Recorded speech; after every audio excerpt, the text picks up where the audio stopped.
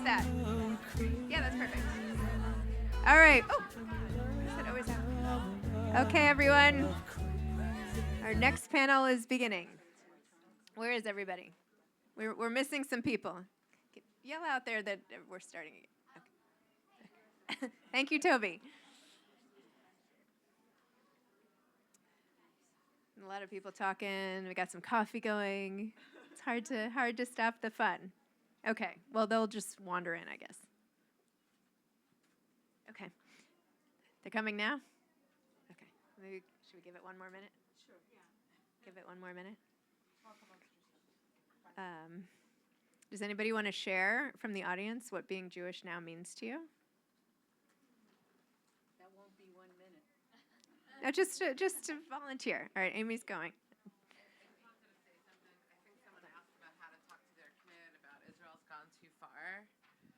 Hi. Hi. My husband's Israeli and his family's all in Israel. And I think that you should know that there's a very different opinion about what's happening in Israel. Like what Israelis on the street think might be different than what Americans on the street think. And there's a lot more difference of opinion. There was an article today in the Jewish Telegraphic Agency interviewing the writer Edgar Keret. And he talked about the dichotomy and how it's different what people think in Israel. So I know that in America we're sometimes afraid to say anything for fear of sounding anti-Israel, but I'm married to an Israeli who sounds anti-Israel, and you could look at other sources to find things for your kid without, the American consensus is different than the Israeli consensus, so there's much more. That's just advice. I don't have a college-age kid. Amazing. Okay. I rounded up a few people. That didn't sound right. But anyway, okay. Jamie, we'll go down the line. Just talk about a little bit what your essay is about, and then we'll get into grief and memories and various I'm contexts. Jamie Brenner. My essay is about my relationship with jewelry. And that may sound light, but I had written a novel about jewelry and came to the realization that jewelry is the way we sort of tell the story of ourselves to the world. And after October 7th, I realized I was no longer, for many years, wearing the most important piece of jewelry in my entire collection, which is this hamsa that my grandparents had given to me after a trip to Israel in the 1980s, and I put it on and I have not taken it off ever since. And there's sometimes walking down the street where I feel strange or exposed wearing visibly Jewish jewelry. And my essay basically says that as a novelist, wearing my hamsa or any other jewelry that's Jewish is the most important story I can possibly tell to the world.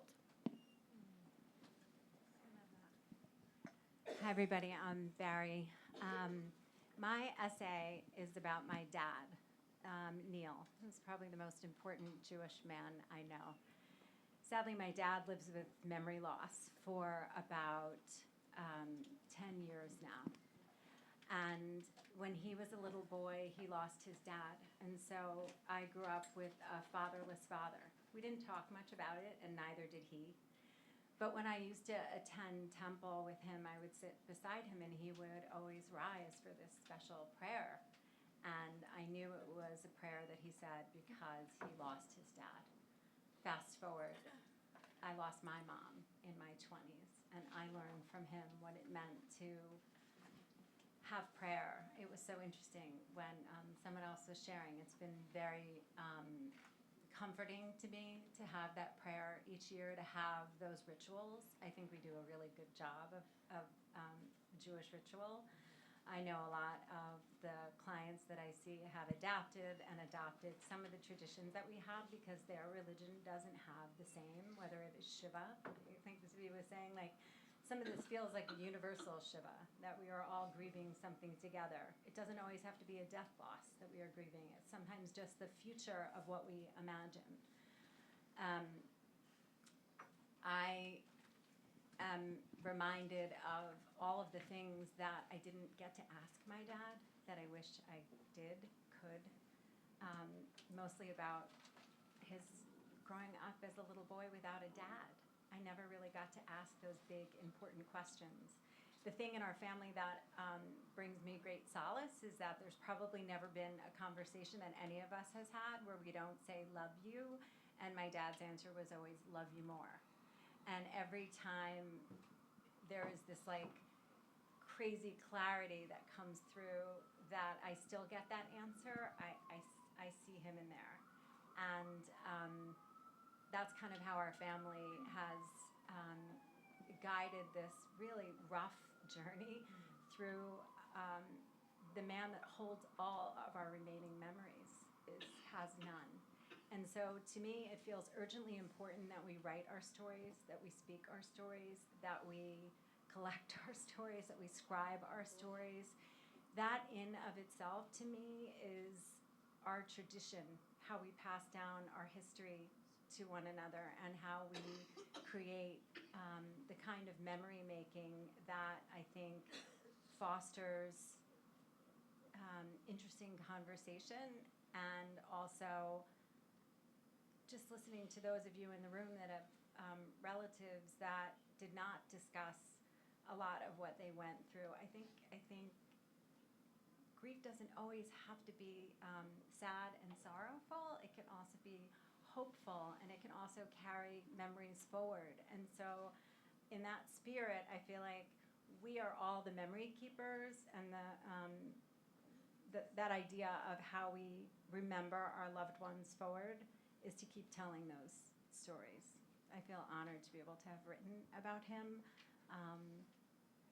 and I whisper the prayer in his ear of Kaddish, and I see his lips move, and there's something really deep, deep in his bones that we share in that prayer. And it makes me sad that that's one of the things that he remembers, and it also brings me great solace that there is some of his Judaism baked in so deep that it is a part of him, and in turn a part of me. I love that. I'm like about to cry. That's what you're talking about is sort of the subject of my new book. But anyway, I'm Joanna Rakoff. My essay is somewhat complicated, somewhat not straightforward. So I'm going to actually talk about why I didn't want to write it. Zibby, I was traveling without my children for the first time ever, just my husband and me in Spain when Zibby's note came in, and I actually felt a very physical kind of fear and anxiety when I read it, and kind of said, I'm just not going to think about that right now. I can't think about that right now, because my everything in my life had kind of been defined by what happened on October 7th, and I was on this trip hoping to kind of recover from it. And you ruined that. No, I'm just kidding. I am so sorry. Please forgive me. And so my son was on the Gaza border on October 7th. He was on a gap year in Israel, and he was okay, but he witnessed some really horrible, horrible things, and had friends who were killed and what have you. My family has for generations been part of a socialist Zionist youth movement that is, I have to say, is extremely progressive. And so this thrust, and very anti-occupation, not to get into politics at all, but this thrust my son into a kind of unusual place in his head, because what happened following October 7th made him and made sort of everyone in my family have to kind of adjust how we thought of ourselves as Zionists, and we still do, but we had to kind of figure out how to be, and it kind of shook all of us, but my son especially, because he was sort of the most ardent of anyone in my family, and also because he was there.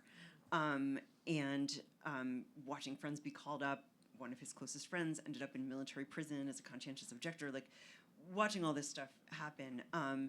And this perhaps sounds like not the biggest deal when people are dying. You know, how do you think of yourself? But it was, in a way, it was a sort of a huge loss, a way of kind of redefining who you were as a person, having this kind of fundamental element of yourself have to shift or have to rethink it. But I was really concerned about writing about this because of things that Amy was actually talking about earlier, that I didn't want to be perceived as anything on the left or anything on the right, you know? And there's a much larger logistical sort of reason that I didn't want to as well, which is that my husband has a sort of high up position at MIT and was one of the people who was, I'm sure all of you know what was going on at MIT and at Harvard. We live on the border of the Harvard campus. We walked by encampments every single day. And my husband, who is Jewish, you know, was sort of figuring out what to do regarding the encampments. And there were all sorts of really awful, awful things happening every single day at MIT and at Harvard. And this was a part of our life every single day, literally every single day. This was a part of our life, and I saw it kind of destroying my husband. You know, he would come home wrecked. And I just was afraid of writing about these stories that didn't 100% belong to me, you know, writing about what my husband was going through, writing about what my son was going through. I felt like these are their stories to tell, not necessarily mine, and I don't want to get them wrong.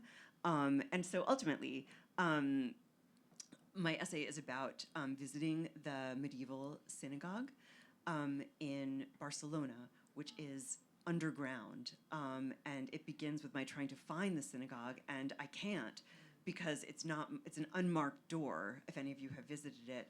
And that moment, I was able eventually to find it and go inside, and I kind of broke down.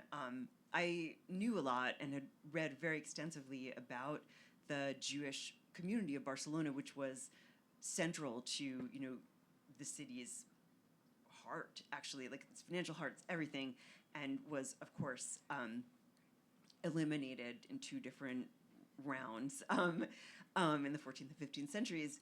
And somehow being in this underground synagogue with Roman stones, you know, the synagogue like goes back to the, you know, 1 AD basically. I just sort of lost it and couldn't stop crying, and I sort of go back into what happened over that year while trying to keep it focused on me, not my family's stories. So if that sounds like it doesn't make sense, I hope it does if you read it. I'm sorry for ruining your vacation, but I'm really glad you wrote, and I'm really glad you shared today. Thank you. Wow. I'm Eleanor Risa.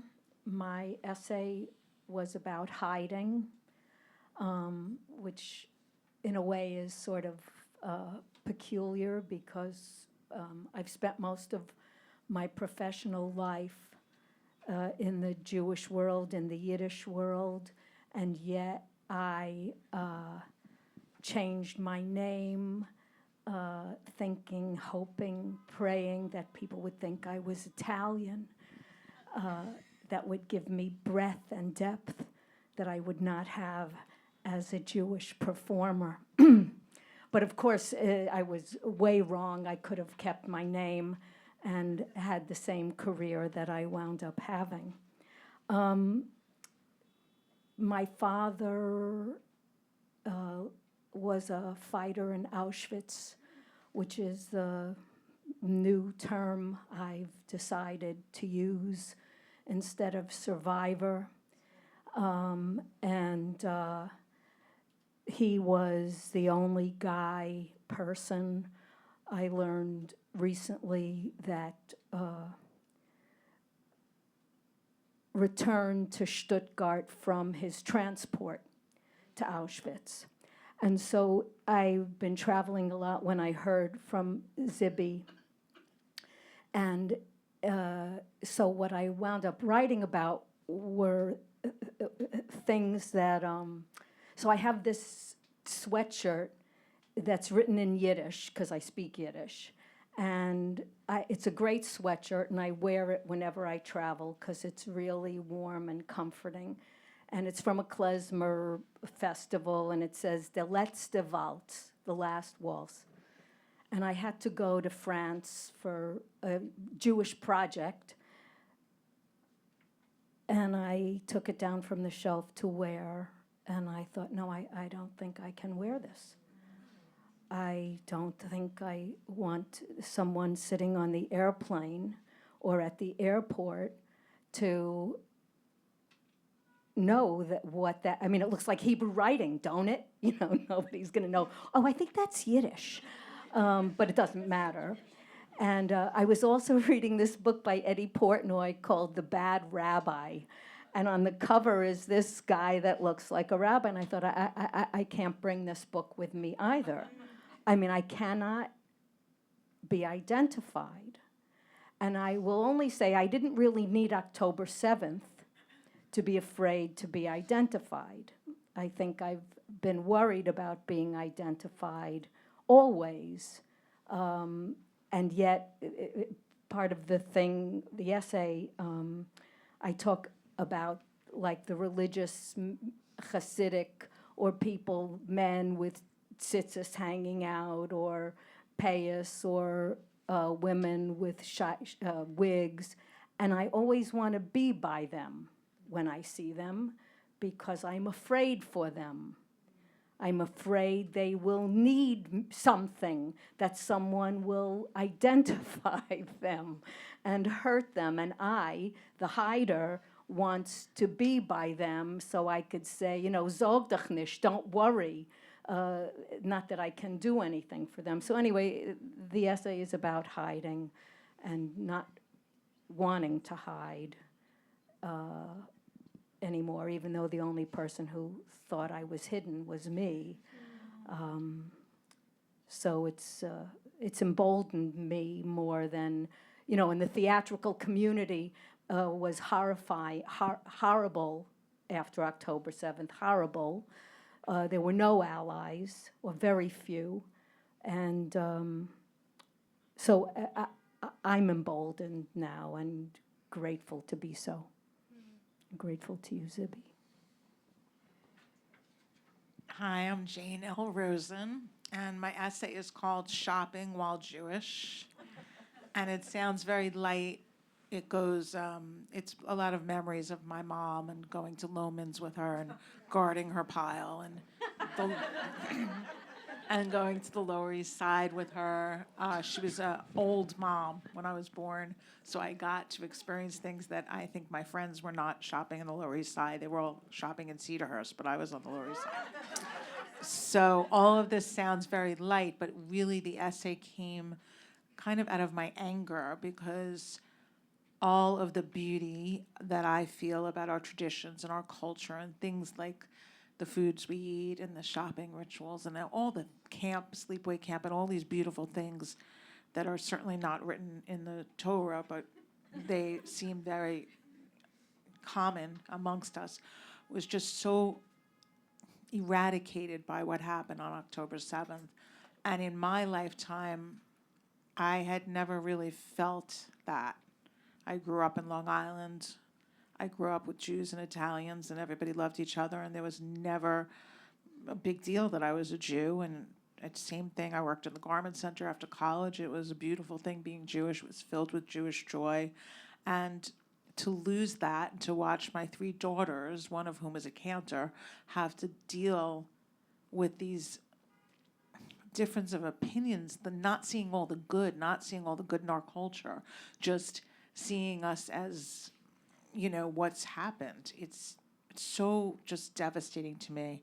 So that's why I wrote about something as light as Shopping While Jewish, just to show what we've lost, because it just doesn't feel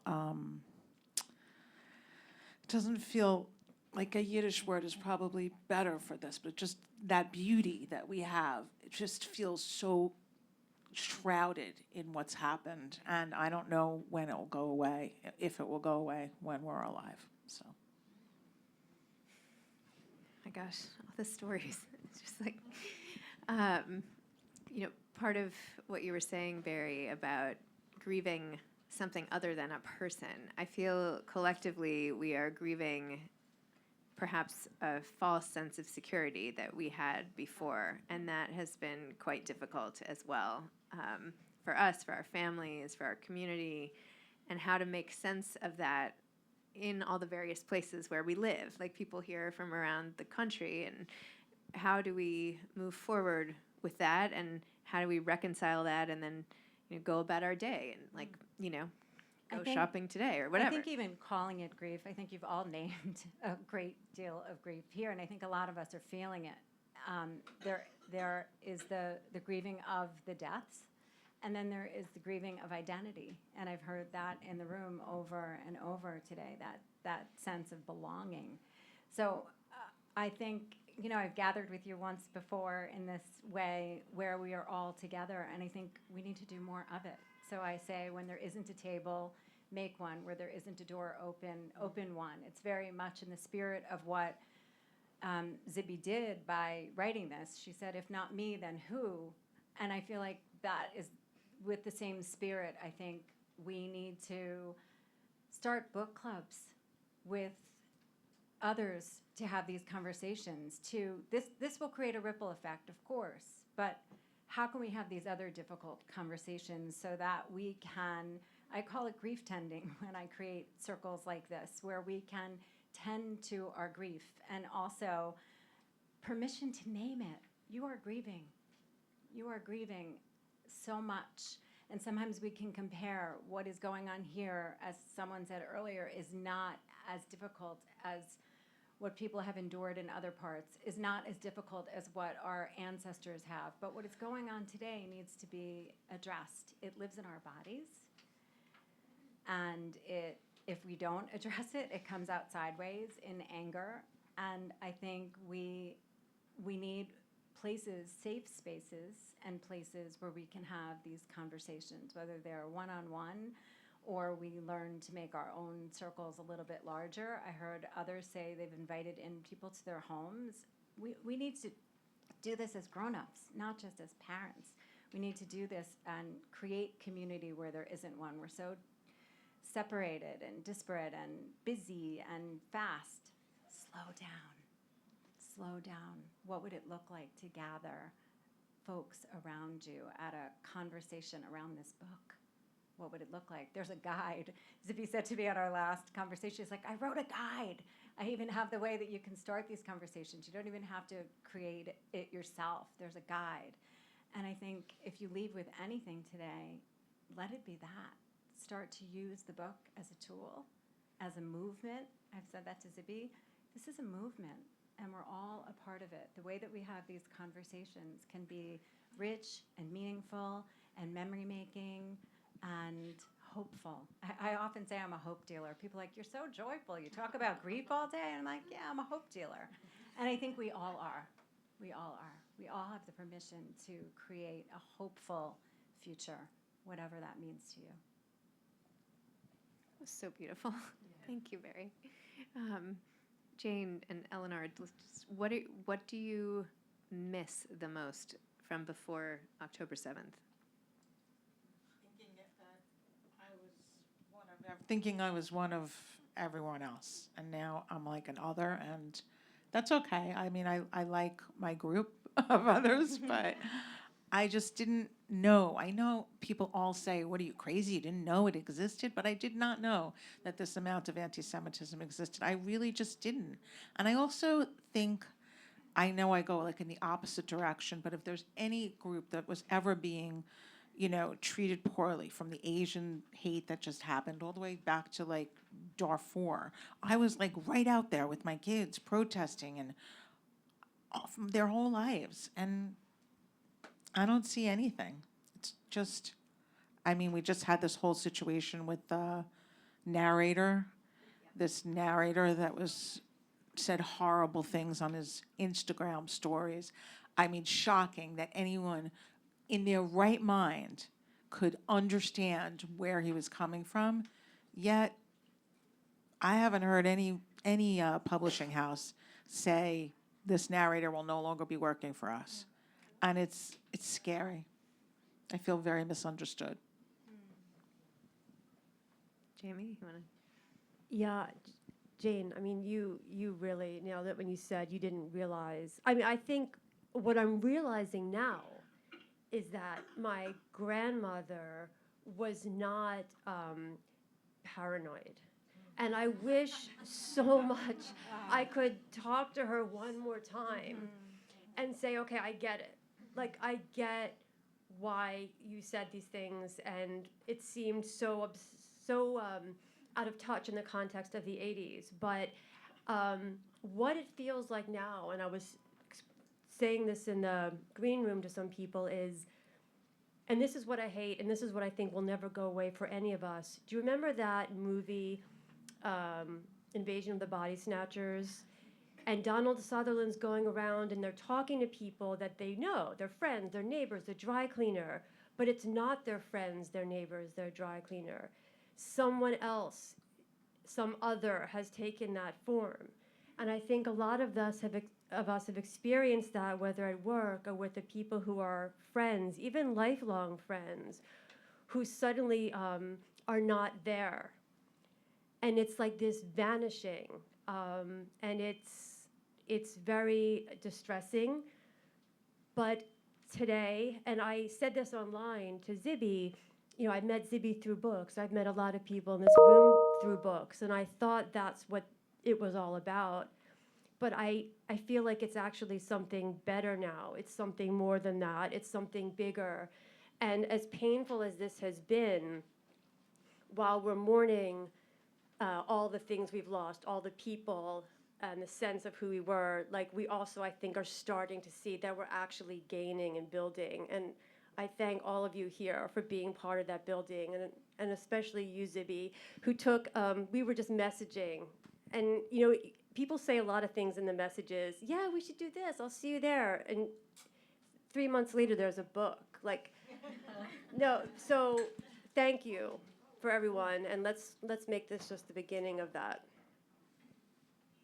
I think one of the most common things that we talked about it this morning in the context of friendships, but the mourning, if you will, of all of the betrayals and the exclusions and lack of support and other people not showing up for us, like you were saying, and I feel that has been particularly dramatic. Maybe just speak on that if you've had experience, and I'm wondering, in this crowd, we talked about it this morning, but do you all feel that you have been betrayed by people you counted on? Raise hands if, yeah. I mean, how do we make sense of that, and how do we deal with the fact that it's not just anti-Semitism, I don't like Jewish people, and that in some cases it's people who don't want us to be alive. Like, it's not just that, it is so much more than that. I mean, I find it hard to believe still. You know, I mean, I find it like, you've got to be kidding me. We're back to that. And, but as I say, I feel somewhat emboldened by it, but I'm not on the campus of Columbia. I'm emboldened in Carmel, New York, where there's going to be an October 7th memorial. And yeah, sure. So. I mean, is there a way to do we feel like it's final? Like, I still feel like there's hope. Like, when I heard Susie, feel like I wanted to cry when Susie was saying, you have so many more allies than you know. And I do feel that way. I do feel on social, it's not just Jewish people writing me back. It's other people being very kind and welcoming and saying that they're there. But how do we collectively turn our grief and sadness into some sort of inspiring action where people feel safe supporting us and don't have to betray us? And I don't know, is there a way? It's this, isn't it? Sorry. It's gathering. It is.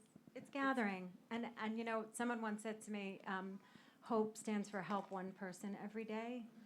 And I think if each of us can do that, like maybe have one difficult conversation, and while I feel like I hate for it to be our job, I'm always surprised when you have these intimate conversations, as somebody was sharing earlier, when you can have that kind of discourse, there's such greater understanding. It's easier behind social media to say, I hate all. It's not so easy to a person's face. And I think the fear that we're all running on and the fear that they may be running on by opening up. People were saying there was silence. I think that's the danger. The danger is not having a conversation at all. And that's the same thing about grieving that I will say, is that we have to say something when we know that somebody is grieving a loss. We must. Not saying anything is hurtful. And it's, yeah. I think people are really comfortable with emotion. Well, yeah. I find that people are really uncomfortable with emotion. If I'm having a hard time about Israel, none of my non-Jewish friends ever reach out to me. If there have been bad days over the past year, if it's the anniversary of my father's passing, my own husband is that's why I'm here, for all my new best friends here. But I just feel like people are really uncomfortable with the emotion, and when you're going through something, people don't know how to be. I mean, just a simple sentence like, I'm thinking of you, if I can do anything. There are some that reach out, but really the majority don't, especially when it doesn't concern them. I mean, there are Jews I know who I can't talk to anybody about it, and especially when you want to talk about it and belabor it and teach and learn, and you don't really have anybody to connect with. So I just feel like people just don't care. And nobody knows Middle East history. That's my other big problem.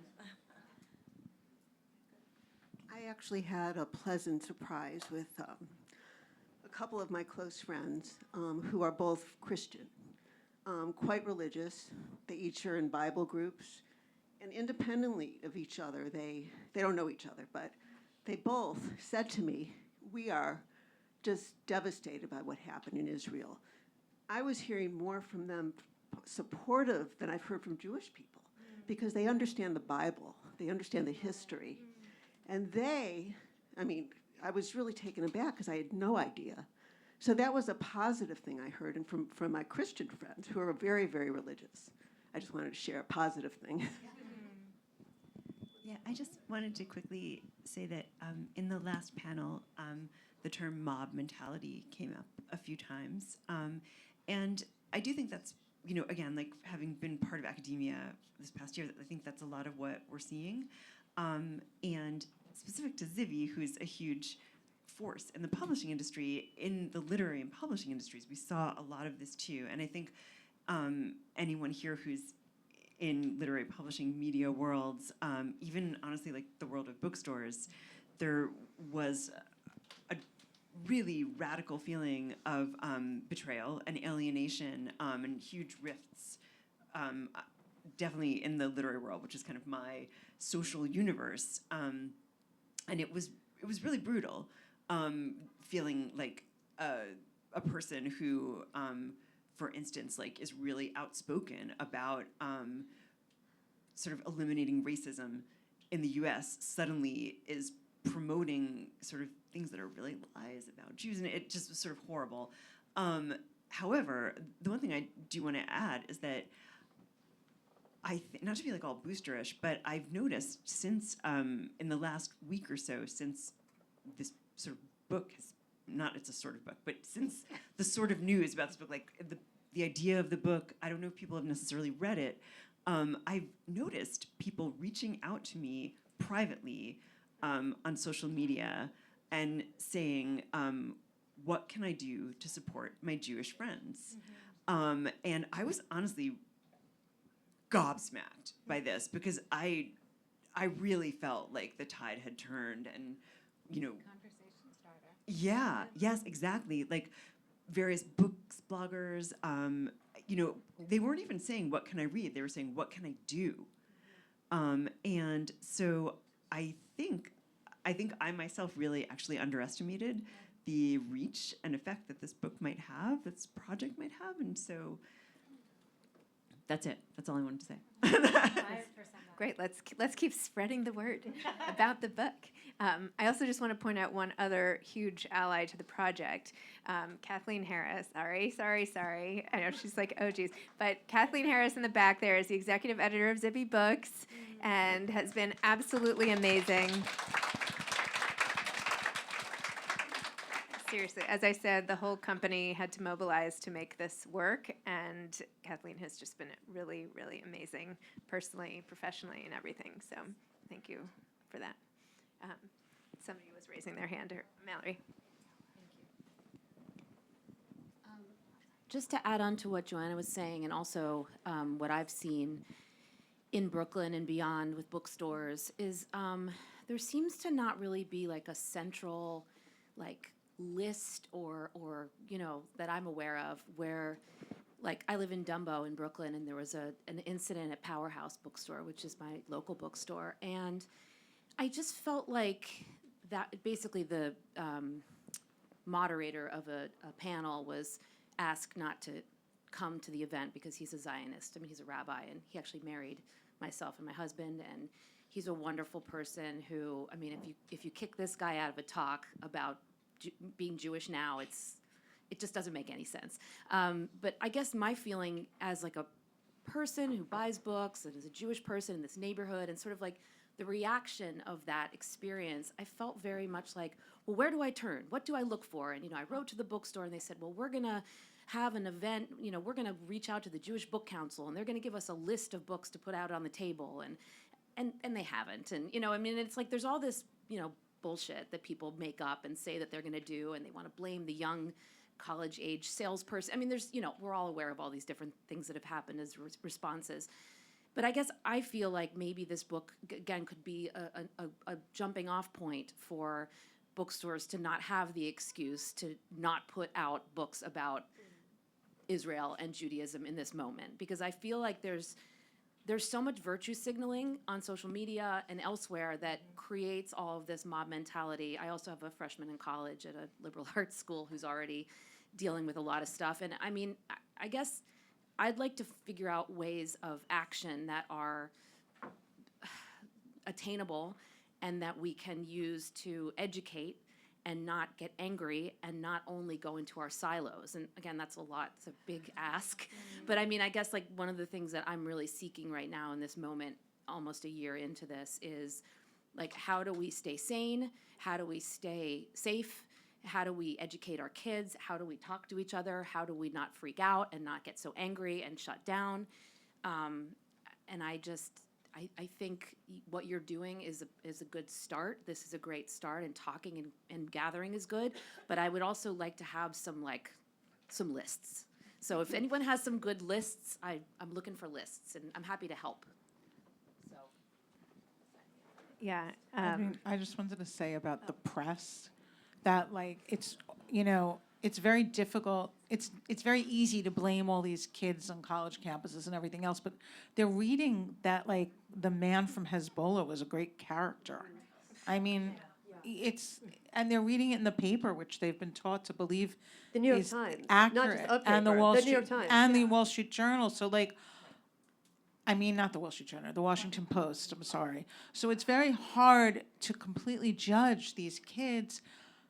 Because, what are they supposed to believe? Their grandma or, the Washington Post?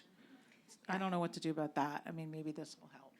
I will say to the bookstore point, there has definitely been a lot of there have been surprising things that have happened from various bookstores, and there's a guy on Twitter now telling everybody not to even stock our books at different bookstores, and there have been divided loyalties, let me just say, and I don't think that the general public might know. And I'm not saying I want to make a list. I believe in bookstores and getting books out and everything. No, and no. Yeah. Sorry to interrupt you. Yeah. I don't want you to think I'm like, make a list. No. I didn't take it that way. But it is concerning. Let me just say it that way. With the editing of different books in different bookstores, and what does that mean to that community? And anyway, just be aware as you're visiting just be aware. There's different people have different attitudes, which is obvious, I guess, but still hurtful and still surprising. And sharing our stories also just became another place. I feel like I was just saying, write to your grandmother, write about your grandmother. You have a new Substack. Will you tell us all about it? Yes. Did I not mention this? Or this was the previous group? On my Substack, I started an On Being Jewish Now channel, and we're accepting submissions. If anybody wants to write about, as if they were their own contributor to this essay, the assignment was, what does being Jewish now mean to you, and how does it feel? Has it changed since since October 7th? And it's not supposed to be political. It's supposed to be emotional and to share your stories. So if anybody would like to do that, I locked myself out of the mailbox, but I'm going to get back in and start editing those essays. That is on my to-do list. Anyway. I just want to say one more thing, if I can jump in about, in terms of little things we can do to stay connected. And this goes back to the whole jewelry thing. At one point, someone said to me, or I read, if you wear something symbolic, jewelry, a pin, a necklace, it's not for you. It's for someone walking down the street who maybe has not been able to put theirs on yet, or who just seeing that can bring comfort to someone else. Little things about visibility can go a long way, because not everyone has this type of community or this access. And I think about that almost every day. So I think little things can add up to a lot for people who don't have a platform or a visible community. Good news is we are having vodka shots soon. And I forgot to mention Literati sponsors. Clearly, I needed to write a list of sponsors. But Literati Spirits is going to be here at 5 o'clock when we move over to the Julian Farrell Spa. So in case anybody needed to drown their sorrows, that is coming. Thank you to this panel, and we'll meet for the next one.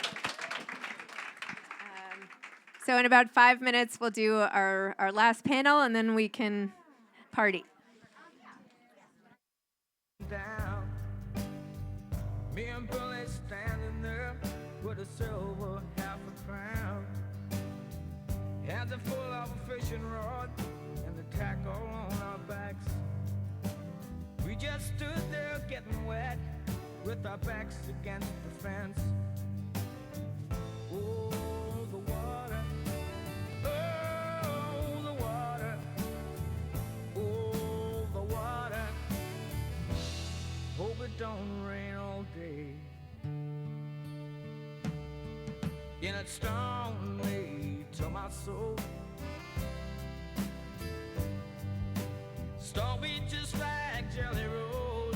And it stung me. Yet it stung me to my soul. Stung me just like going home. Yet it stung me. And the rain let up and the sun came up and we were getting dry. Almost let a pickup truck nearly pass us by. So he jumped right in the driver grinned, and he dropped us up the road. Yeah, we looked at the swim and we jumped right in, not to mention fishing poles. Oh, the water. Oh, the water. Oh, the water. Let it run all over me. Yeah, that stung me to my soul. Stung me just like Jelly Roll. Yeah, that stung me. Yeah, that stung me to my soul. Stung me just like going home. Yeah, that stung me.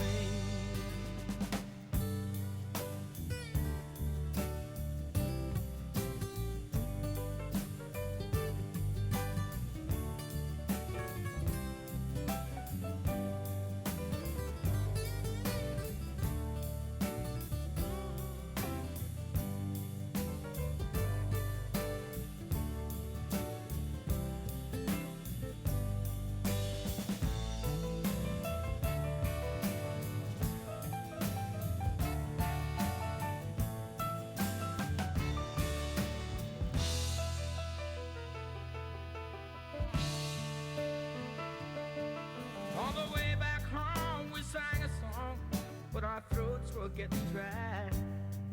That we saw the man from across the road with the sunshine in his eye. Well, he lived all alone in his own little home with a great big gallon jar. There were bottles too, one for me and you. And he said, hey, there you are. Oh, the water. Oh, the water. Oh, the water. Getting myself from the mountain stream. Yeah, it stung me to my soul. Saw me just like Jelly Roll. And it stung me.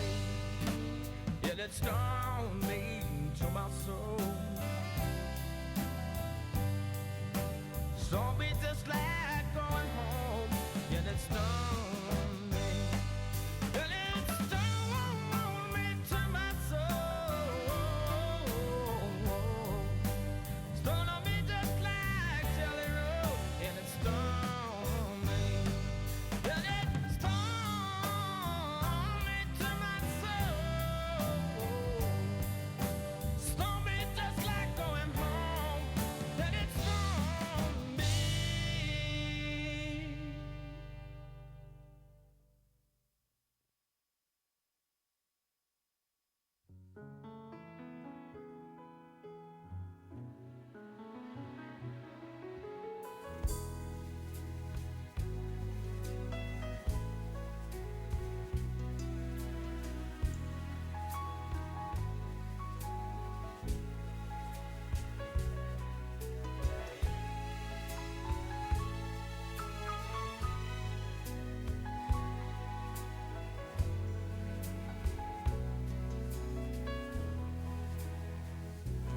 Have I told you lately that I love you? Have I told you there's no one above you? Fill my heart with gladness, take away my sadness, ease my trouble, that's what you do. All the morning sun and all its glory, reach the day with hope and comfort too. And you fill my life with laughter, you can make it better. Ease my troubles, that's what you do. Cause the love is divine, and it's yours and it's mine like the sun.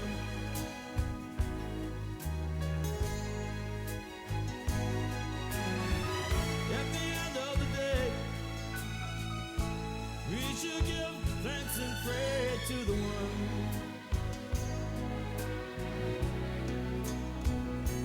Say, have I told you lately that I love you? Have I told you there's no one above you? Fill my heart with gladness, take away my sadness, ease my troubles, that's what you do.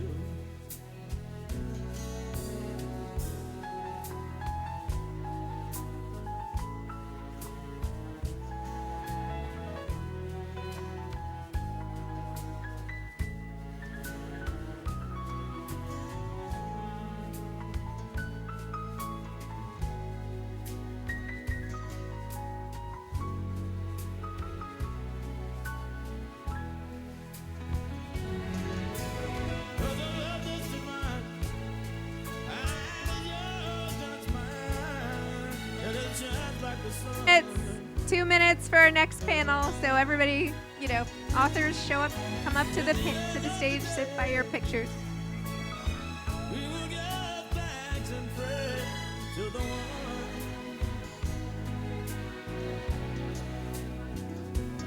Have I told you lately that I love you? Have I told you there's no one above but you. Fill my heart with gladness, take away my sadness, ease my troubles, that's what you do. Take away my sadness, fill my life with gladness, ease my troubles, that's what you do. Fill my life with gladness, take away my sadness, ease my troubles, that's what you do. You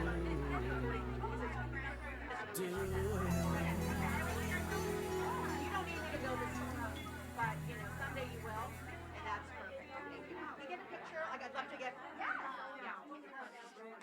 She didn't even ask. She just went in. Yeah. It's one of my dearest friends. I just went in. Why do you do that?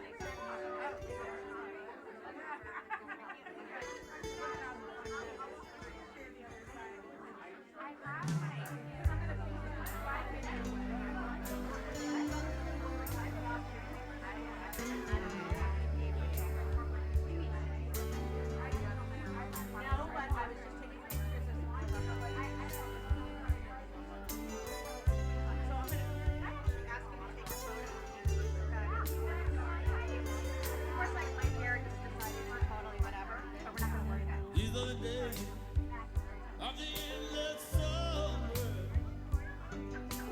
These are the days of time and end. There is no path, there's only future. There's only you, there's only me. Oh, your smiling face, your gracious presence, are the fires of spring, kindling, are the raging heart, you're the song of glory, crying freedom, reminiscing. These are the days by the sparkling river. It's time to grace and our treasure fade. This is the love of the one magician. Turn the water into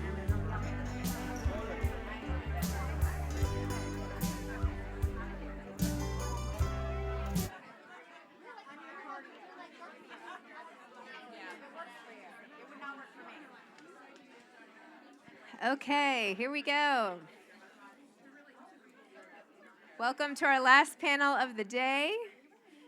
Am I right? No. Okay, speaking up and showing up. We have a lot of very vocal, news savvy, amazing women on this panel. I mean, all the panels have been great, but this is, anyway, never mind. Okay. I didn't need to give a preview. You'll see. It's going to be great. Let's start with Rabbi Fursko on the end here and say who you are and a little bit about your essay, and then we'll go into the topics. Sure. So I'm so honored to be here. My name is Diana Fursko. I'm the rabbi of the Village Temple, which is down on 12th and University, which is to say I'm a congregational rabbi here the day before Rosh Hashanah. So that's how much I really wanted to be here. But also, please forgive me if I don't make complete sense. I'm also the author of a book on anti-Semitism that came out 3 weeks before October 7th. So, and I'm not sure I'm on the right panel because I don't have Instagram, and I think you guys are amazing, but I don't know about social media. What I do know is about people, and that's kind of my business, is sitting with people and listening to them.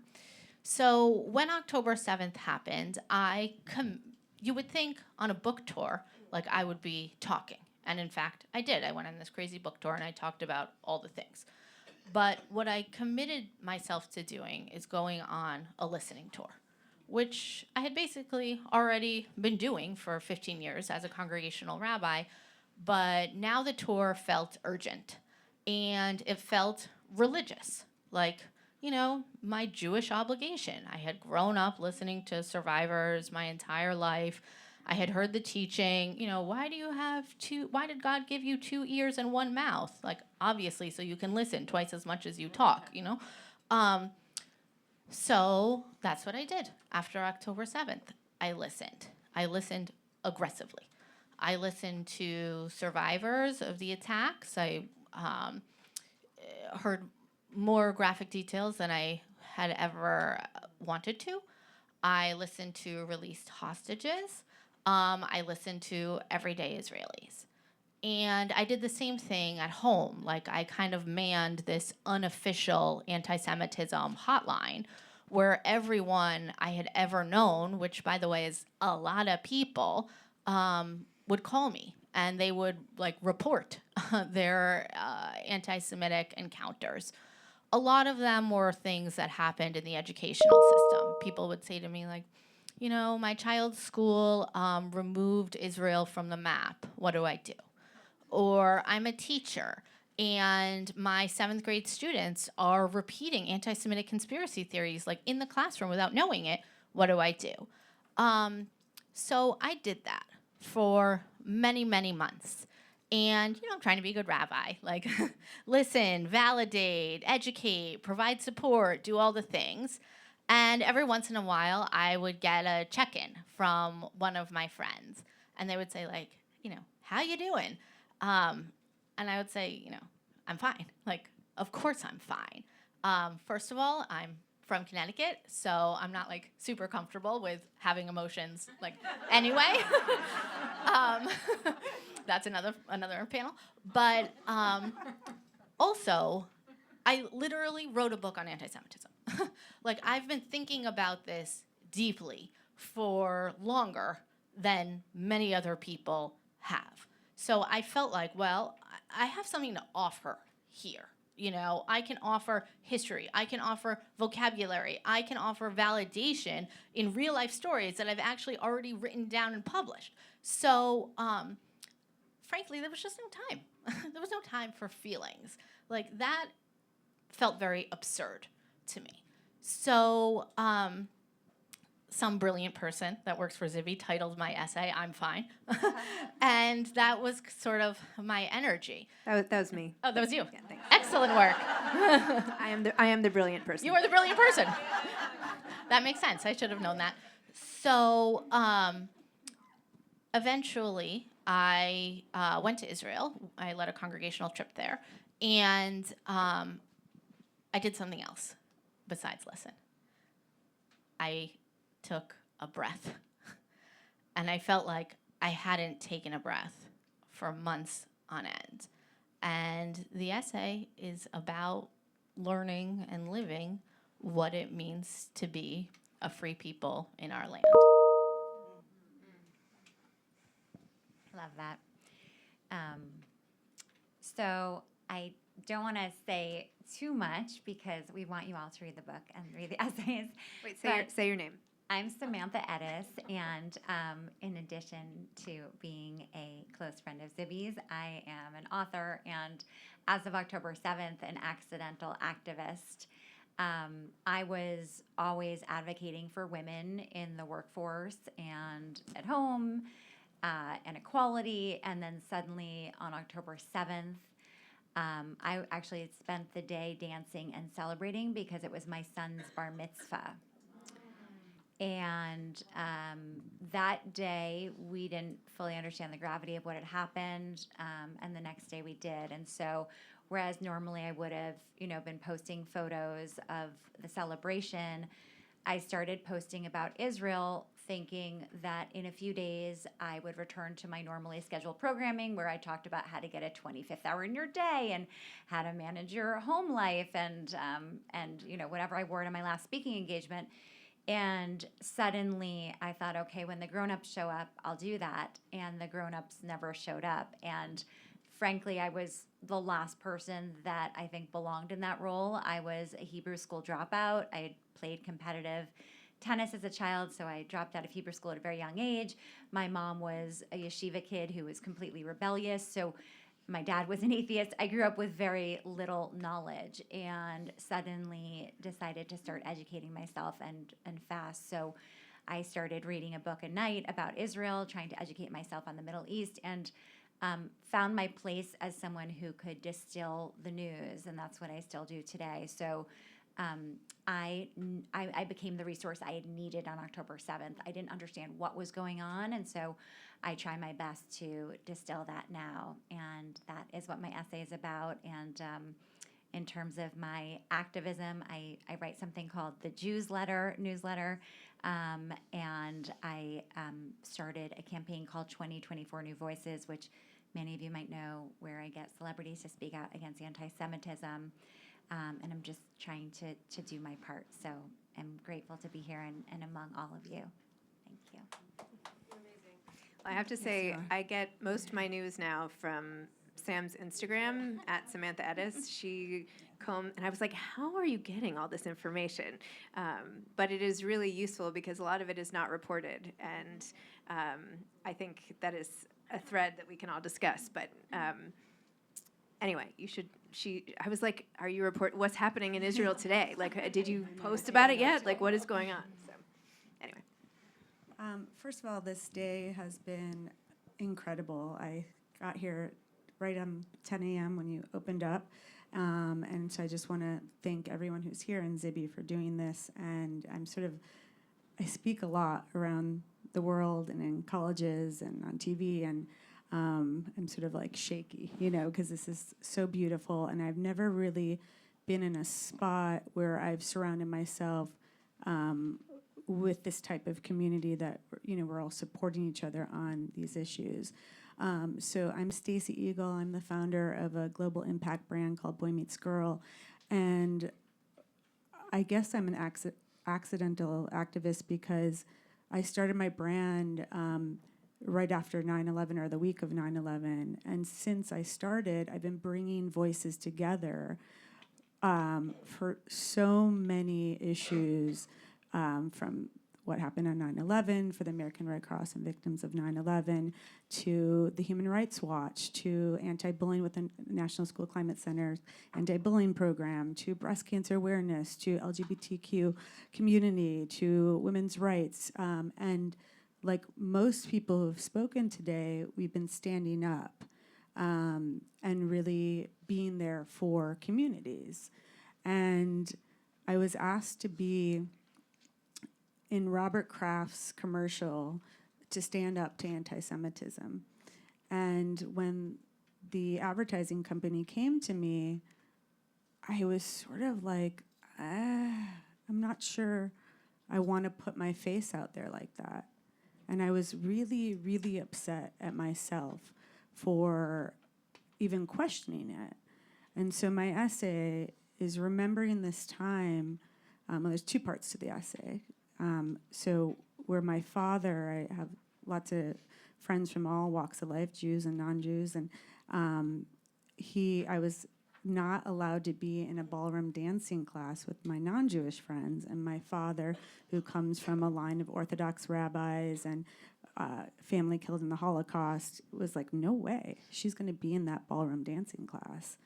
And he stood up for me, and I was in like 5th or 6th grade, and my friends didn't know that I wasn't allowed, but whoever was on the parent on the committee might have known, but he got me in. So I remembered that time of him standing up, and I said, I have to stand up, I have to be in this commercial. So if you've seen the commercial, my face is rising up. It's been played billions of times, and my phone has blown up from friends over 20 years, non-Jewish, Jewish, and thanking me. And then I remembered my time. So my book is launching. That's March 2023. The ad comes out, and then October 7th happens. And I find out that Hirsch Goldberg is a hostage. And I had this other memory. And my family someone talked about this on another panel about Dirty Dancing, and the Catskills and these things. And I have 25 family members who go on Passover, basically dirty dancing things, and we do events, and we have friends who come from all over. And one year, Rachel Goldberg, Hirsch's mom, and her mom were friends of my family and came to our Passover at our Dirty Dancing, one of our places we went to. And she taught us a cup game. And I sing it in the audio, so I'm not going to sing it today. But I just remembered her. I was younger. I was probably 10 or 15 years younger than her. She's closer in age to my older cousins. And her touching me so much. And then the commercial came out again and was, in the Giants games, and everybody's seen it again, and then my face is blown up, and everyone's thanking me again. And I'm like, I have to do everything to talk about Rachel and Hirsch and the hostages and share it on social media. And I have to say that I have probably 70% of who I work with are not on our side, but they call me and they text me and want to learn. And a lot of them never posted about the hostages or care about the hostages. And I've had to learn and dive down deep after 20 years of this advocacy and being there for people and showing up. Why? And you guys are all questioning that today, too. So it's been a very difficult time in my career to understand and how to show up for both sides. And I have another story I'll share. I'm sure you'll get to it after this. So that's about my essay. Thank you. Hi, I'm Amy Klein, and as I said before, I'm a journalist. And I started off in Jewish journalism. I started at the Jerusalem Post many years ago. I've worked for Haaretz, Hadassah, JTA. I was the managing editor of the Jewish Journal of Los Angeles.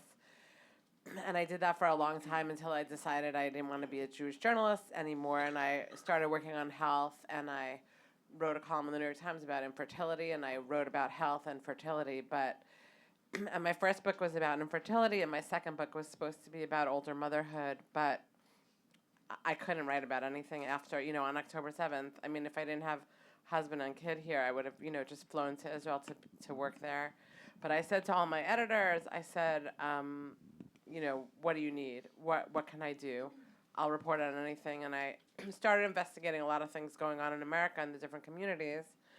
And I was trying to sell essays and articles to mainstream media, but of course it was very hard because, both sides is, what about the other side, And I did manage to write for CNN a little bit. Maybe you saw a story called We Jews Are Not Okay. And this is not what my essay is about, but someone came over to me at a bar the other day, and they were like, I so appreciate your posts, I so appreciate your articles, because, my world is so lonely, and I just like looking at your page, I like looking about what you're posting, and, I live in a sort of relative bubble because my daughter goes to Jewish day school, and my husband's Israeli, so... But it's nice to know, that you're doing something. It's like what Jamie said before. You're not doing it for yourself. You're doing it for other people. And you're just, I think I live in a bubble, but I know that just by posting all the time about what's happening in Israel, what's happening in the U.S., it's just some people that don't live in these bubbles that we live in get some strength for it. And my essay is about wearing a Jewish star, which many people wrote about. I live in Harlem and just walk around New York City, and it's about taking a Krav Maga course and just how, just this question, how unsafe are we? Are we unsafe? Are we not unsafe? I mean, and also I come from an Orthodox background, and I didn't have to wear anything special. I had to wear a skirt to school, but I wasn't I was modern Orthodox, so my brother and father wear a kippah. And all the boys that I knew growing up wear a kippah, but I never really thought of it from their perspective. And all of a sudden, I'm putting on the Jewish star. It's just like, oh, you're marked. Are you going to hide it when you get on the subway when someone is around? I never really understood, my brother is a black hat rabbi, but I never really understood because, as a non-Orthodox girl, I just kind of slid through the cracks. So I was coming to this understanding of what, like, people around me, the more observant, have been going through. I'm still hung up on the fact that you were recently at a bar. What the heck? At a party, a friend's birthday party. Oh. Sorry. All right. Not exciting. Hi, everyone. I'm Eliza Licht. I'm a marketer, an author, and podcaster. And my essay is called Being a Jewish Activist Wasn't on Brand for Me. My book that came out last year is called On Brand. It's about personal branding. And in the book, I teach you how to create your brand guardrails and be perfectly on brand. And really what happened was when Kanye had his first outburst, I was always active on social media, but I was very strictly within my Venn diagram of marketing, fashion, career advice, beauty, whatever. And I decided to post about Kanye.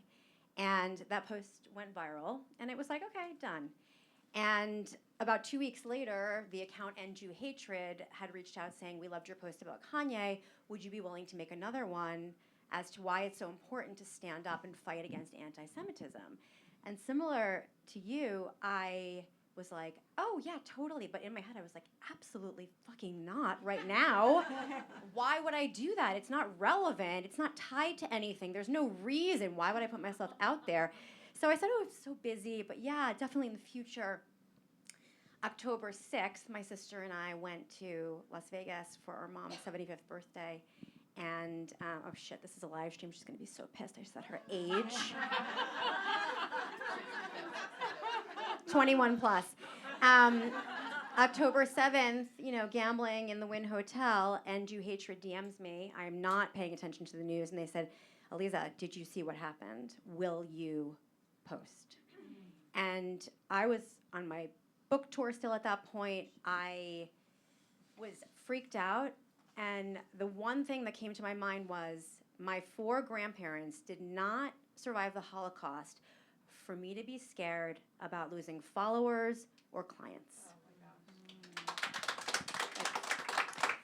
So I did it, and from there, it became very clear that I had the strength to do it and to be a voice for other people who were not content creators or were not sort of strong enough to do it, but I knew that they could share what I posted. So I stopped promoting my book, stopped recording my podcast, stopped doing anything for 6 months. Until January, I said, it's now an and, not an or. So it is an and Sam and I are in the trenches together all day long. She's the really sweet, very professional person who gives you the news, and I am completely unfiltered, totally not on brand for anything I wrote in my book, but I feel that each person in this room needs to be 100 people right now. 100 people. And it's not about, I'm sorry to say, Barry, I loved everything you said. I don't even know where she is right now. It's not just about this, as wonderful as this is. It is about bringing this into the street. It is about showing up. So Michigan last week, you heard 2 Jewish kids were beaten up on Michigan's campus for being Jewish. And the whole idea of posting on social media, it doesn't matter. So what mattered was the Jewish fraternity there made Michigan football T-shirts that said "Proud Jew" with the yellow M and wore it to the game. So bringing this into the real world is what we all need to do, and stuff like this, which Zibby, thank you, inspires people to realize no one's going to save us. No one. Not the parents, not UJA, not JNF, nobody. Each person here needs to be 100.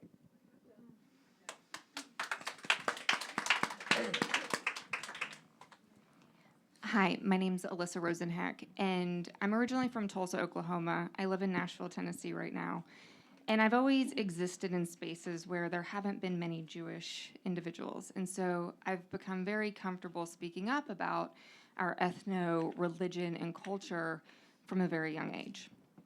And high level, I went from the corporate world to having cancer to pivoting into a creative entrepreneur. I'm an interiors and architectural photographer. I'm kind of like Jewish HGTV.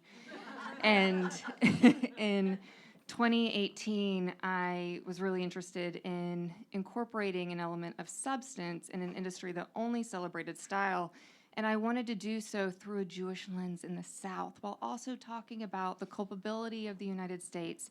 So I accidentally wrote the first inclusive design coffee table book for the design industry that published in 2020. However, publishing a book looking like a white blonde Jew in 2020 was very challenging. And more so when 2021 happened, when there was 3,000 rockets coming into Israel in densely populated civilian areas from Gaza. And I spoke out in 2021 because I started to see how in the United States, everybody was conflating geopolitical issues with race that had nothing to do with race. That was my first dipping my toe into that pool. And it was interesting to the point where when October 7th happened, and being in the media, I knew exactly what was going to happen on October 8th. And my content shifted from homes to Hamas. I lost a possible 6-figure book deal that I was working on about creativity for being Jewish online. And I said, well, first I cried for 4 weeks. And then I went to Israel in February. I went to a war zone to make sense of the war at home. And that's what my article is about. It's about the dichotomy. I get emotional, but I went back to in June and July. And it's about the dichotomies that we live with. It's about the war physically raging. It's about the war, the eighth front here with propaganda and misinformation. And it's about the war we all battle within. And so in June, July, I'm trying to remember which trip this was, I found myself at a beautiful Shabbat dinner. My goodness, it was one of my dear friends, Flor. She was the previous deputy mayor of Jerusalem. And Flor and I met for the first time. We were Instagram friends. And in February, we were at the presidential press conference of Javier Milei in the front row. And we both look at each other. You know when you see somebody online and you haven't met them in person and you're like, what the fuck are you doing here? So we had that moment.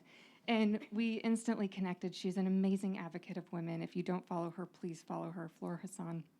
She's amazing. She invited me into her home in Jerusalem, this beautiful, beautiful Shabbat dinner. War is raging miles away. There's an AI conference about creativity.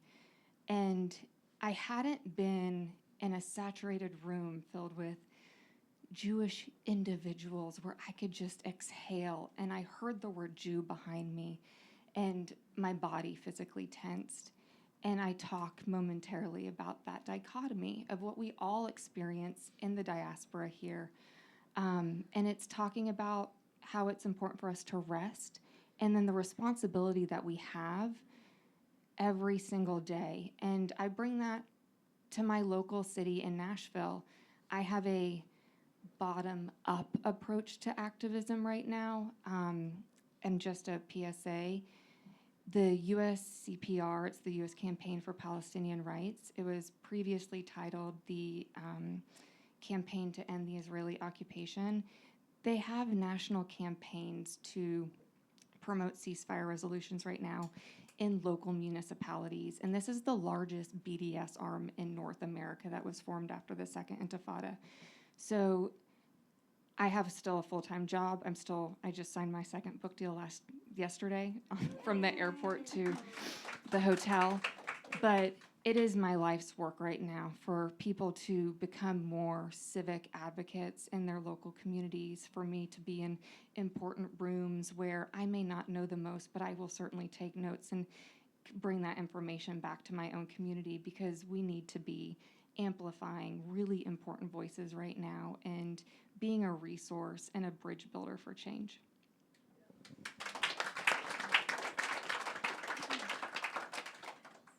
what can we do in local communities? I mean, there are people here from all different places. That's terrifying. Like, what should we be doing? Should we be all getting together and launching a giant campaign from the city? Like, should we pretend we're running for president and like get No. to every community in the world? And I think what we all do most is mobilize, right? And so when that ceasefire resolution crossed my desk, I made several different phone calls, and I am not a starstruck human being, but I will be sure to know every lawyer that attributed to bills with anti-BDS for your state. Also, IRA definitions. If your state hasn't adopted the IRA definition yet, talk to your local city council members, talk to your congress people, talk to your senators, see where they are right now. We incorporated IRA into the state of Tennessee in 2022, and we're actually working right now to possibly enhance it, not just for education, but on a civic, definitely collegiate, but corporate level as well. And there would be, penalties too when you violate it. so all of you speak out in different ways. And Rabbi, you are on the right panel, by the way. You speak out all the time. You wrote a book about anti-Semitism. You talk to your community all the time. So I wanted to address that as well. I did this on purpose. Anyway, how much fear do you feel? And how do you deal with the fear? I mean, I post about stuff a lot more now too, and I often ask my husband, I'm like, you think this is okay? You think like anything's gonna happen if I post this? Like, what do you think? Like, what do you do when you're scared, and how do you push through it, and are you scared? Zero fear. Zero. Because, sorry, I didn't know if anyone was speaking. No order. Oh, sorry. No, it's okay. Go ahead, Elisa. And we'll go to Because Sam. I think that, similar to what Sam was saying about really reading and educating, I think that if you are someone who is really knowledgeable about what you're talking about, then there should be no fear, because you can stand by your words and you can argue your words. And I think that if people are scared about how they're going to be viewed, or again, like followers or deals or whatever, all of those things may fall apart. But if you're standing on the right side of history and you're knowledgeable about what you're saying, other things will come to you. And that's what I have found in doing this. So I've lost, but I've gained. And I think a lot of us can say that. Sam, go ahead. Yeah, I think I would like to give everyone in this room a little bit of fear, and that's the fear of staying silent. Yes, well said. And one day, if you are not speaking out today, you will regret it. And I'm not trying to threaten you, but it is never too late to speak out. It's not about shaming you for what you have done or haven't done. It's about what you can do starting tomorrow. And it is not important to have a social media platform to make a difference. As you heard Alyssa say, you can make a difference with local government, with your school board. You could make a difference just by standing up to your child's teacher at school or letting the principal know what's going on. You can make a difference by sharing with your children why it's so important to support Israel. You can make a difference in your neighborhood, in your community, at your kids' baseball game. I think the idea, though, is that we speak up. When we see something, we say something every single time. There is never a non-awkward time to speak up. And a lot of times we're all raised, especially as women, to do the right thing and to not ruffle feathers. And we have to ruffle every feather right now, because this is a lot. I don't mean to scare anyone, but I do believe, after rereading Exodus, this is a lot like what the climate was like right before the Holocaust. And what our enemies want is for us to stay silent. And what Aliza said, I love, which is we all have to be 100 people. I couldn't agree more. The other thing I would just share is that I really try to go about every day having closed pores. So people say, how do you do this? And I just don't let it seep inside my body, because if it did, I couldn't do this work every day. So I still get my feelings hurt by a friend who excludes me, or an issue with one of my family members, but I do not let this work get into my body, because then I couldn't be strong enough to do it. So if I can give you 2 pieces of advice, it's be afraid of not speaking up and try to close your pores a little bit. I would also. I'm just curious, do you respond to people who argue with you online, and The question is, do you respond to people online who question your authority or whatever? I block with abandon. If anyone is disrespectful or saying anything nasty to someone on my page or to me, I block them. But if someone is just, in my feed talking about politics or something that I don't think has any place right now, I just ignore it. So, Michael, real quick, I'm not here to change anybody's world view, and I don't think we can. However, if you lead with facts and history, that is your greatest shield. Also, you talk about fear. I go into it with expecting resistance and pushback. I've received death threats. I've had to take my home off of public. We put it into a trust, and I recently shared that I was relearning Hebrew, because I have an Israeli publisher and I'd like to be conversationally fluent. And I now get the death threats in Hebrew. So there is that component, but I think too what we all have perspective on, we all know people and we all love people who are risking their physical bodies over in Israel fighting on every extreme border right now. And if we can endure a little heat and discomfort right now for future generations of safety and peace and understanding, it is 110% worth it. Yeah.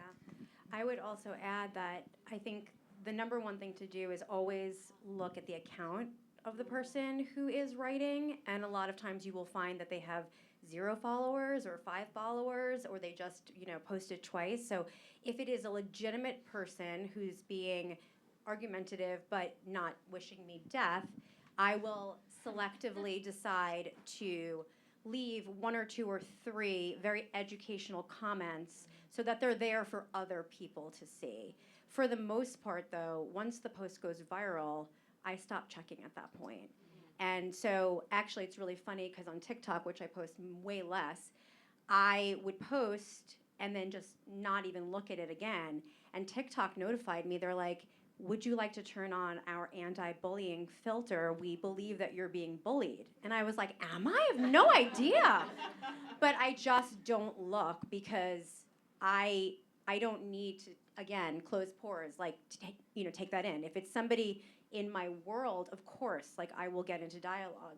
But I think one of the things that a lot of us, and especially thanking the non-Jewish people who are here today, a lot of people are supportive in the shadows, right? They're supportive on DM, they're supportive on text message, and we need to realize that we just have ourselves to be vocal.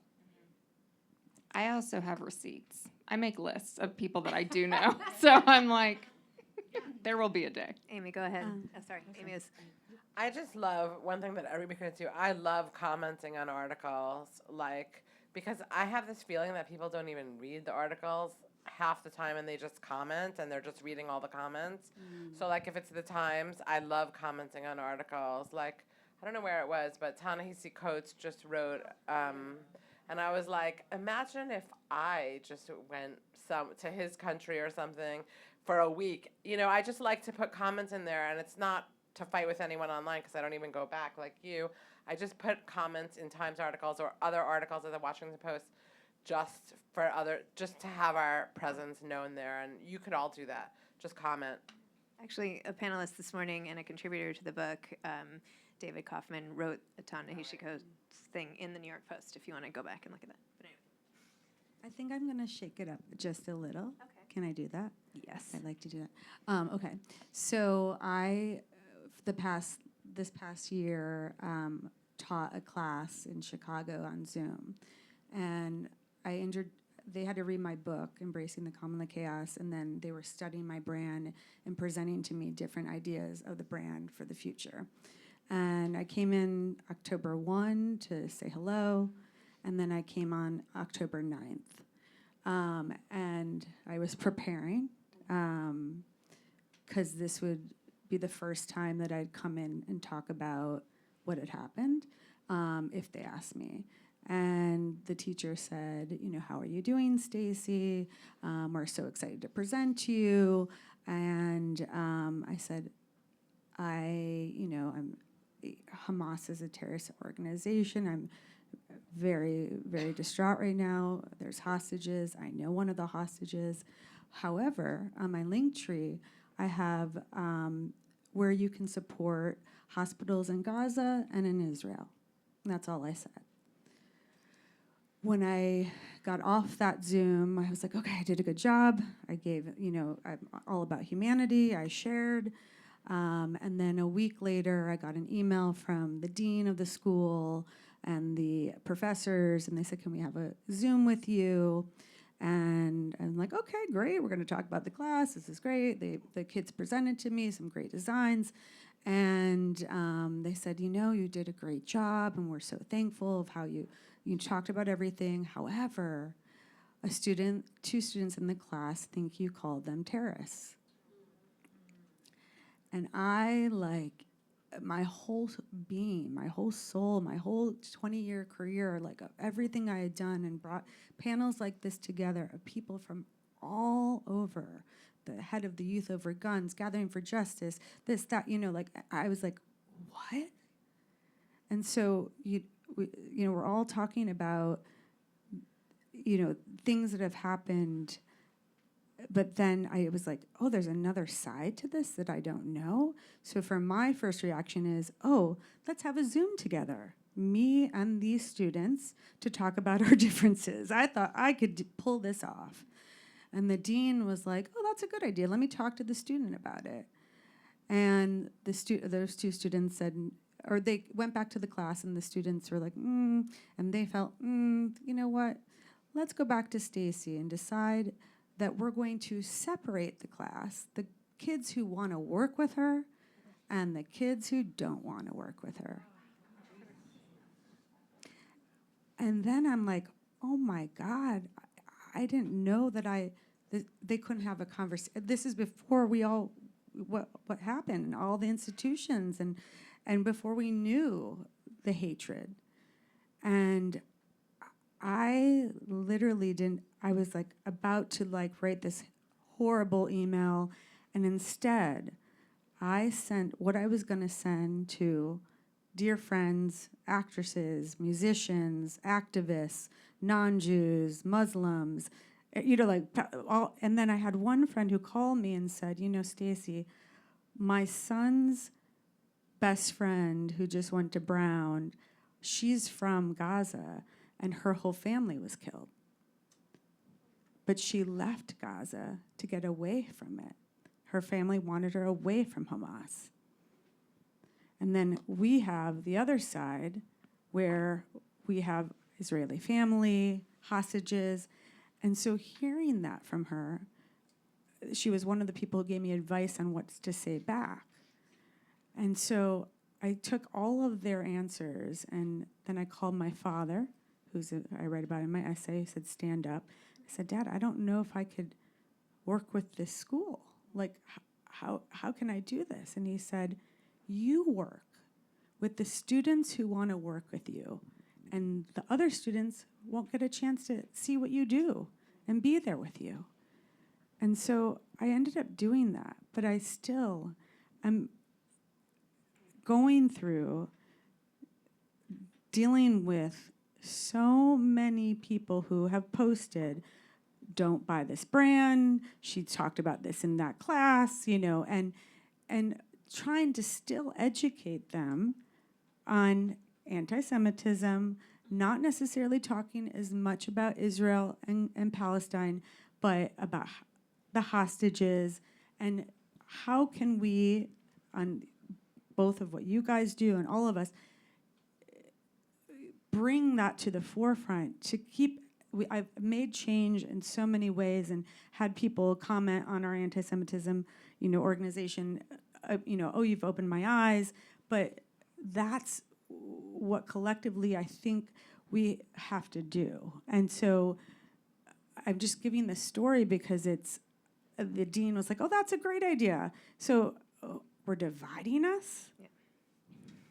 Rabbi, what is your take on this as a religious leader in addition to an author and everything else? So I think your question was excellent, Zibby. What do we do with fear?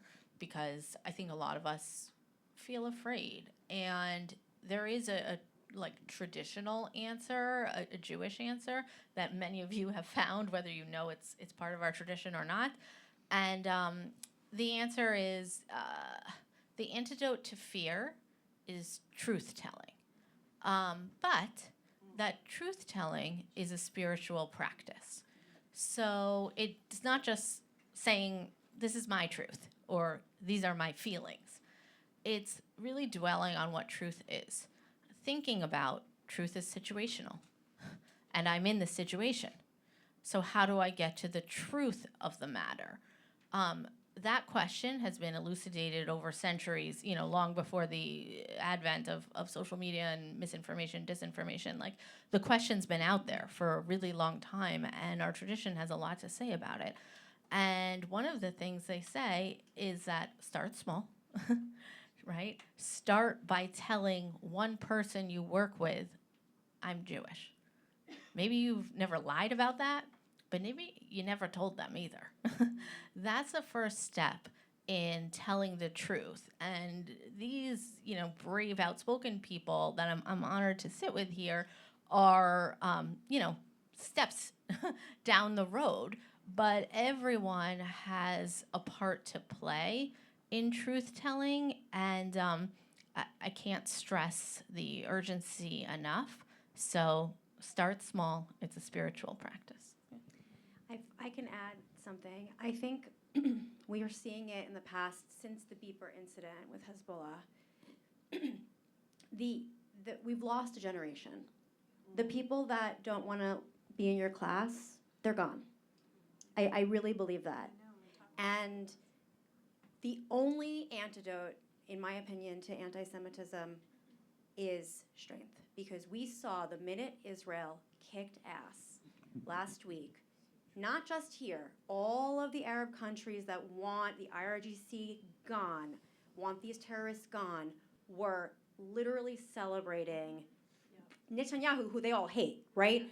So strength is the only way. So going back to the earlier panel about the bookstores, we just have to keep building. Zibby built a bookstore, right? Our books are welcome in her bookstore. We just have to keep building and making our own, because the more that we show our strength, the more that people are going to realize they shouldn't even bother trying to take us down anymore, because it's not going to happen. No one's learned. It's been thousands of years. They're still trying. They're not going to succeed. And that's really, it's really about strength. Okay. Well,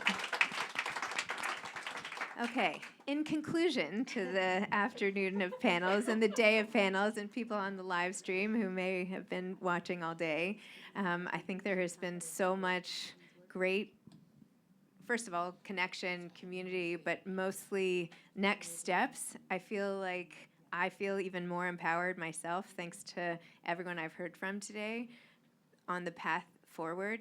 And that is continuing to work with people who have beliefs that you can lift up and celebrate and do so together, and know that you are not alone in this. And one person feeling like they are doing something alone, making a post, doing something, you are not doing it alone.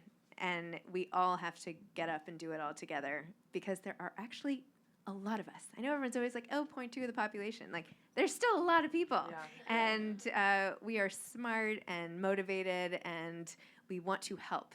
And to the beginning of the day where we talked about Jewish values, this is what we do. This is all of it. This is the good we put into the world, and we are not going to stop. So take that with you.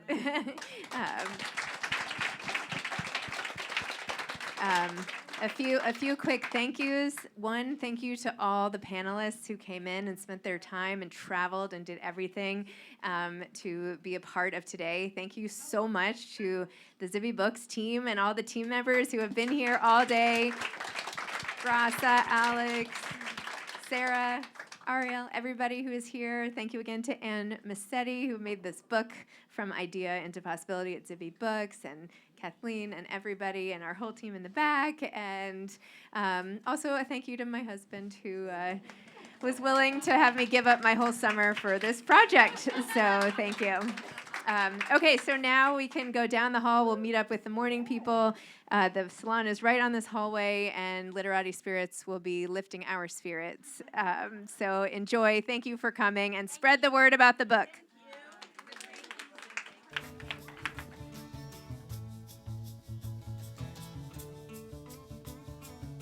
If I ventured in the slipstream between the viaducts of your dream, where mobile steel rims crack and the dead center back road stop,